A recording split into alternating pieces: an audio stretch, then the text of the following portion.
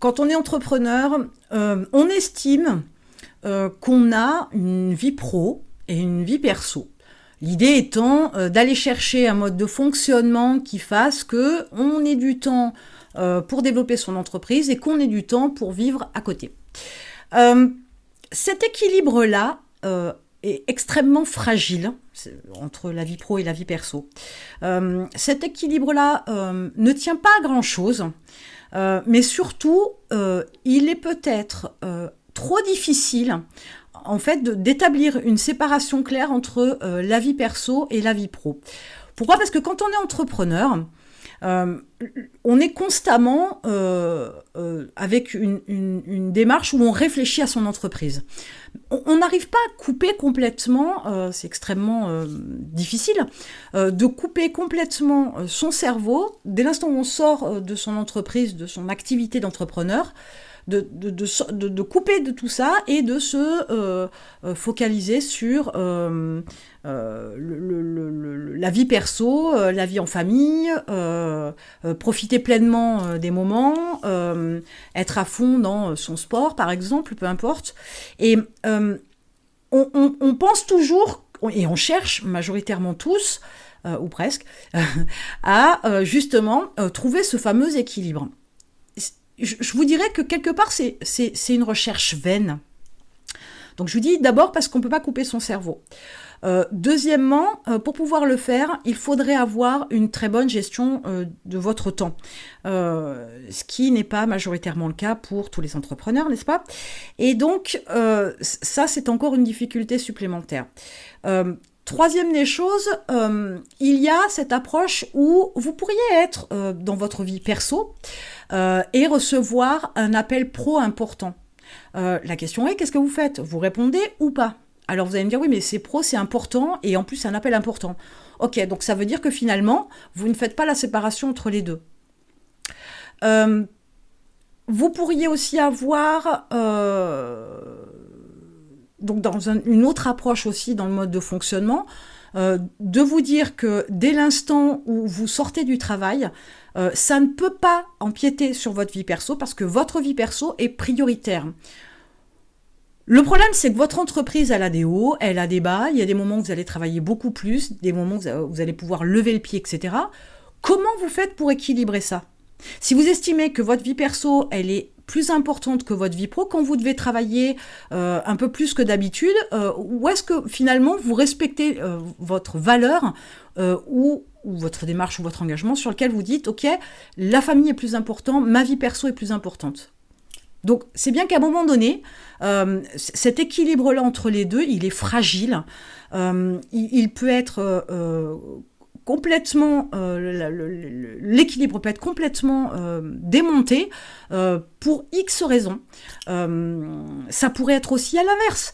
Vous avez, je ne sais pas moi, par exemple, un décès dans votre entreprise, dans votre famille, un décès qui vous touche énormément. Vous allez vous dire, ok, la famille c'est important, donc vous allez vous préoccuper de ça, sauf que votre entreprise, elle continue de tourner. Donc ça veut dire qu'il va vous falloir couper de votre vie perso, de vos émotions, de votre tristesse, etc. Parce que de l'autre côté, il faut y aller. Il faut continuer à y aller. Il faut continuer à bosser pour votre entreprise. Vous ne pouvez pas vous permettre de vous mettre 15 jours en off, sauf si vous avez une équipe et que vous avez bien délégué, mais même 15 jours en off, c'est much. Surtout si vous avez complètement coupé le fil. Vous ne pouvez pas vous permettre de passer 15 jours uniquement dans votre vie perso avec votre petite tristesse, etc. Non pas que je me moque de la tristesse d'un décès, qu'on soit bien d'accord, mais comprenez qu'à un moment donné, cet équilibre-là, tout le monde est en quête de ce fameux équilibre et il est tellement fragile que quand bien même, je vous dis, vous y mettriez beaucoup d'efforts à bien gérer votre temps, à bien séparer la vie pro et la vie perso, à définir ce qui est le plus important pour vous, etc. Il y a tout un tas de situations dans lesquelles le déséquilibre se fera. Donc finalement, quelque part, est-ce que véritablement il y a un équilibre à avoir ? Est-ce que c'est pas une utopie que de chercher ce fameux équilibre ? Je dirais que je pense qu'il faut mettre certaines limites. Donc de ne pas travailler comme un fou non plus constamment 7 sur 7. D'avoir du temps pour se reposer, pour se détendre, avoir du temps pour s'occuper de sa famille, de ses enfants, de ses proches, etc. D'avoir des sorties, des loisirs, faire du sport par exemple. Mais parce que ça fait du bien à votre tête, ça vous permet de vous focaliser sur autre chose, de mettre votre cerveau sur d'autres pensées, ça vous permet de prendre du recul sur votre entreprise, de pouvoir après trouver d'autres solutions, parce que vous êtes plus créatif, parce que vous êtes reposé, vous êtes plus détendu. Donc voilà, je pense qu'il y a des limites à mettre.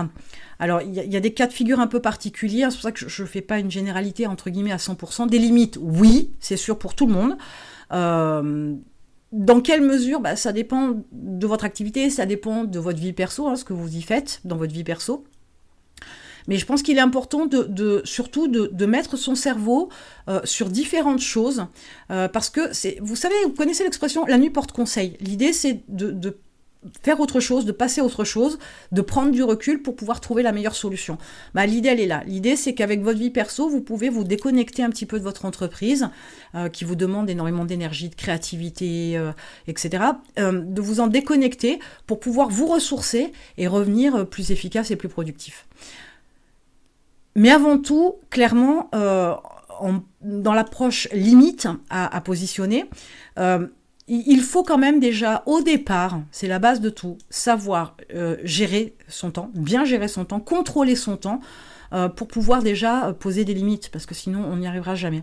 Donc vous avez un lien dans la description. J'ai conçu le programme Time Control pour vous apprendre à prendre conscience du temps, mettre en place un planning pour être efficace, prendre le contrôle de votre temps pour que vous puissiez être le plus efficace possible pour ne pas perdre de temps. Et c'est ce qui vous amènera donc à poser des limites pour pouvoir aussi avoir du temps pour votre vie perso. Donc cliquez sur le lien et on se retrouve de l'autre côté.